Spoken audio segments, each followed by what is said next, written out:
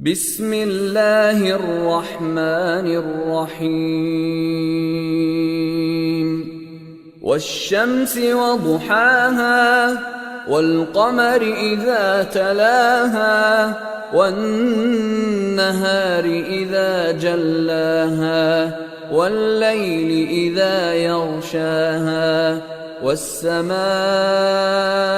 وما بناها والأرض وما طحاها ونفس وما سواها فألهمها فجورها وتقواها قد أفلح من زكاها وقد خاب من دساها كذبت ثمود بطغواها إذ انبعث أشقاها فقال لهم رسول الله ناقة الله وسقياها فكذبوه فعقروها فدمدم عليهم ربهم بذنبهم فسواها ولا يخاف عقباها.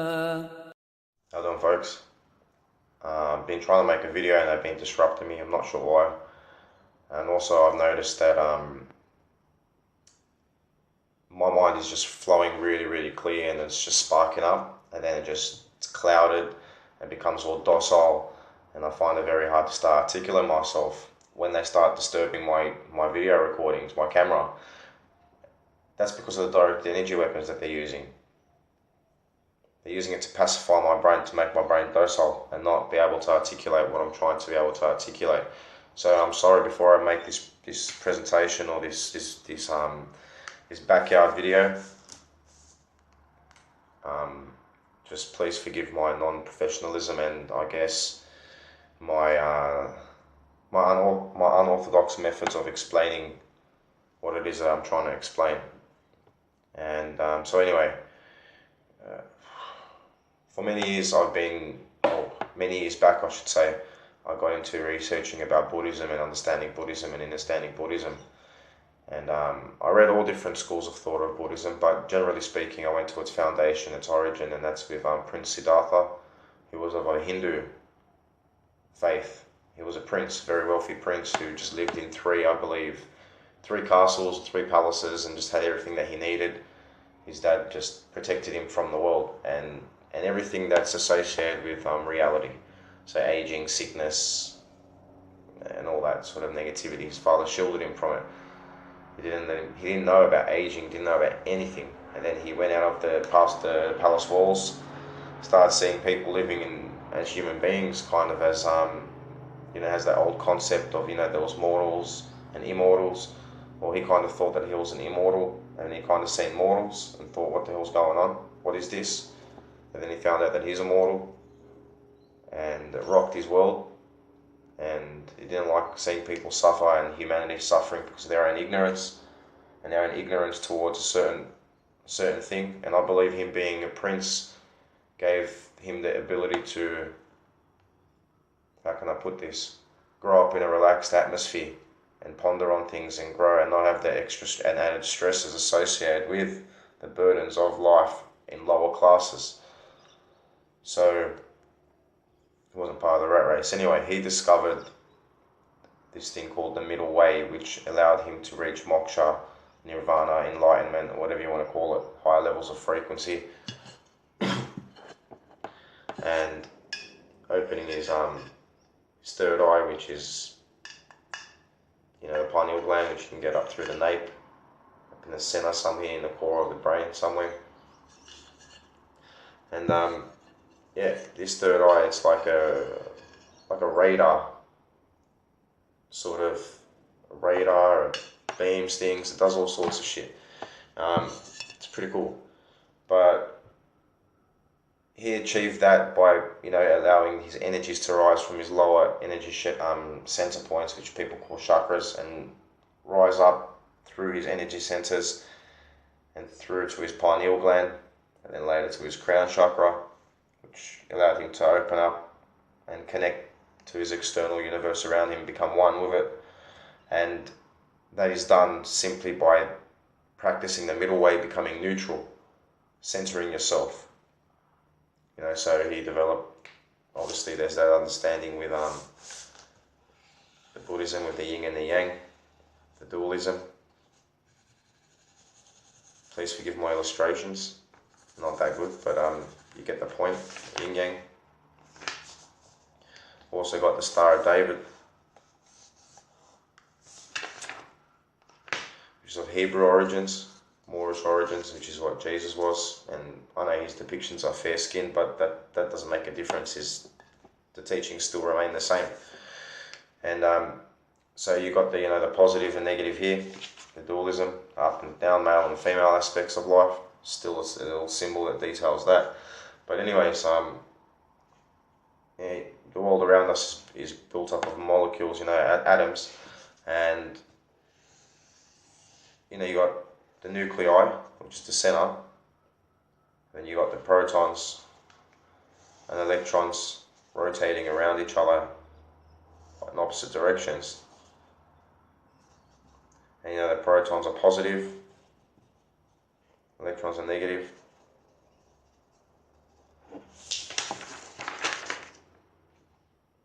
Probably can't read, but what I'm writing, it's like scribble.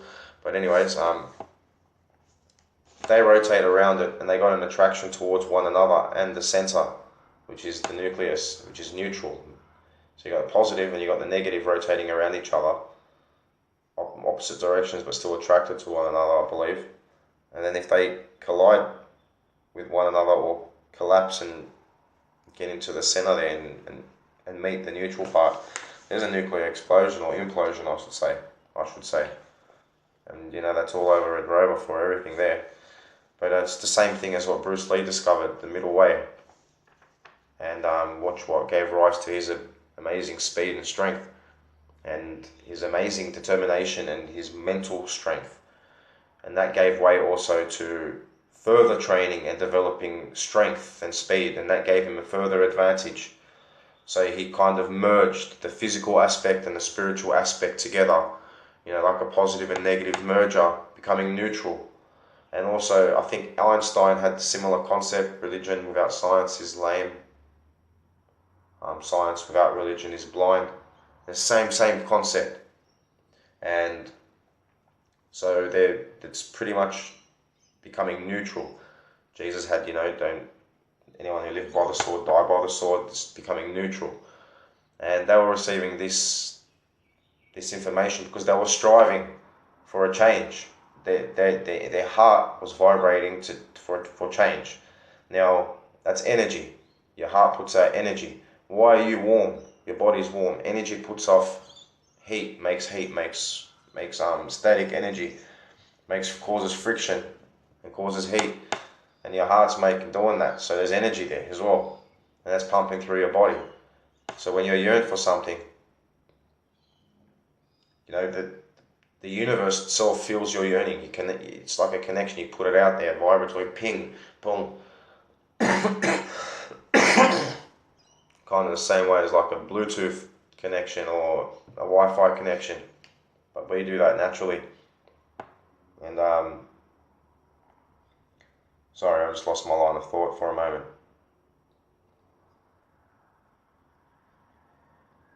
So yeah, when you yearn for a change, and also if you've, like I said, your heart's changing, and it's changing its beat, it's changing its flow, it's changing energy, it's also changing your DNA.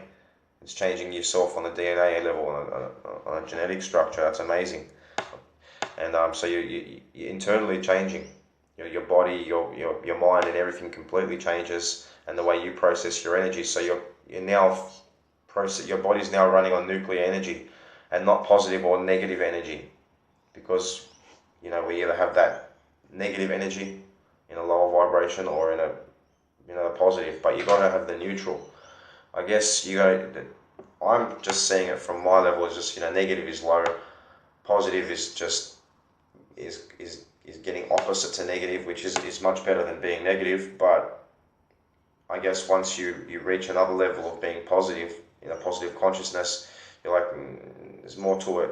There's got to be more to it. So you go to the middle ground, and you find an equal balance, a harmonious balance, and that changes the way you view the world, it changes the way you view everything, it changes the way you view mathematical formulas, and that will give way and give rise to human beings discovering things which we thought we never could discover. And pretty much the Egyptians left us clues in hieroglyphs and whatnot about using both hemispheres of the brain. That's also a step at becoming neutral. You know, negative, positive merges, becomes one line of thought. And it's better, it gives birth to new things. It's the same way as a male and a female getting together, giving birth to a new being. It's the same concept, it's just we've got to apply it. And not for negative associations. You can't weaponize this, otherwise you can't achieve it. Do you know what I mean? You just can't do it. I believe they're giving us clues in movies and shit like that, because if you look at the cartoon Jimmy Neutron, look at the name Neutron, look how big his head was, you know, and how smart he was. It's an atom symbol. Jimmy Neutron is an atom symbol involved with it. So look, they're giving us clues. If you look at Dragon Ball Z, or you look at Goku, I mean, yes, I am an anime manga fan. I do like DBZ, I haven't watched it for a long time, but I do like it, and it does give good principles for children about energy and whatnot. It puts it in a good perspective, you know, for children to digest and understand, and once it's stored later on in life, when they come across it in terms like in physics or in terms of spiritual teachings, it makes sense to them because they've already visualized it as a child growing up as a cartoon or as an anime. And you know, Goku reaches this by ultra instinct, and that's like sort of what Bruce Lee was saying. Don't think, feel. So if someone's coming to hit you, don't think about blocking. You just become neutral. You don't hate them, you don't want to cause them harm, you just want to protect yourself and stop them from hurting you. So you know, you just, I don't know how to do it, but I'm just saying you just react. There's a reaction, an instinctual reaction where you don't think about it, and it's fast and it's unthought of and it's freakishly amazing. But it's not used for negative things. You can't go out there and just conquer peoples with it and achieve this kind of, in the past they called it like the warrior state, a perfect warrior, you know, million-man soldier, whatever you want to call it. It's sacrificing as well. So there's sacrifice involved, and it's not sacrificing somebody else. It's sacrificing yourself for somebody else or something else, if that makes any sense. So that's also what gives you good example in Dragon Ball Z. You know, Goku reaches different levels of consciousness, higher levels of frequency through his transformations. And you know, he goes to like an angel state, then a God state. It's because of his mind and what he's aspiring for, and he's protecting people. As I was saying, it's because of his mind and what he's aspiring for. He just wants to fight to prove to the opponent that he can fight, and that he challenges himself not to dominate them and conquer them and subdue them and punish them. It's just a different flow of energy going through him and channeling through him, and his agenda and his targeting, his goal is completely different, which is why he's able to hit what he's able to hit, which is what Buddha was teaching, is what Jesus was teaching. The internal knowledge, the innate knowledge that's derived from the self. And yeah, that's true. Once you embark on this journey, I should say embalm, no fuck that, I don't want to be embalmed yet. But if you embark on this journey, because you've gone positive, you'll attract negative automatically. Just keep that in mind.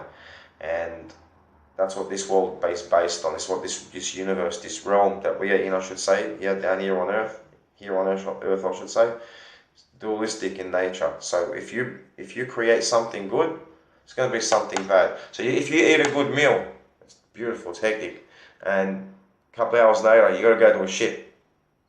It's positive and negative. It's just a concept. I'm just saying, you know what I mean, an allegory and an analogy, I should say. But yeah, it's pretty cool, and just people look into this. And once you start tuning yourself, you can become like a radio. You know what I mean? You can, higher levels of frequency you can catch those that are operating on lower vibratory frequencies can only catch messages from lower vibratory frequencies, lower vibratory beings and entities. If you're neutral and you're I was saying before it cut short, if your agenda and motivation is, and your intentions is pure and genuine, you will continuously rise in vibratory frequency, and you'll be able to pick up on higher levels of photon packets and translate it into higher levels of higher understanding and a deeper understanding of life, and a more of a conscious awakening. And you keep just rising and rising. And also your diet has a lot to do with it. You eat to live, people. Eat to live. Eat electric foods. Electric foods. Get rid of this hybridized shit. And yeah, pigs are dirty creatures to eat, and I am guilty of eating pork from time to time. Well, not pork, bacon, but it's just that smoky taste that it adds to food. But still, I know it's not good for you. And after I eat it, I do vibrate on a completely different frequency, and my guts are just Anyways, that's what we are. In simple terms, carbon, and it picks up energy. That's why there's quartz crystals in the receivers in the radios. I'm not going to unscrew this and show you. And it picks up radio frequencies. And that's what we pick up. Everything in this world around us is based on frequency, energy. And that's what we are receptive to. So if you change your line of thought, you change your lifestyle, you change your diet, you'll be able to receive different levels of understanding. No one can lie to you. And you will work out the truth for yourself. You'll be like, fuck, everything's a lie. So this is what the real teachings of Christ or Yeshua were about. This is what the real teachings of Buddhism were about. It wasn't about money or power or converting people by force. And it's also the teachings of all main religions and spiritual structures, except it's just been manipulated by who?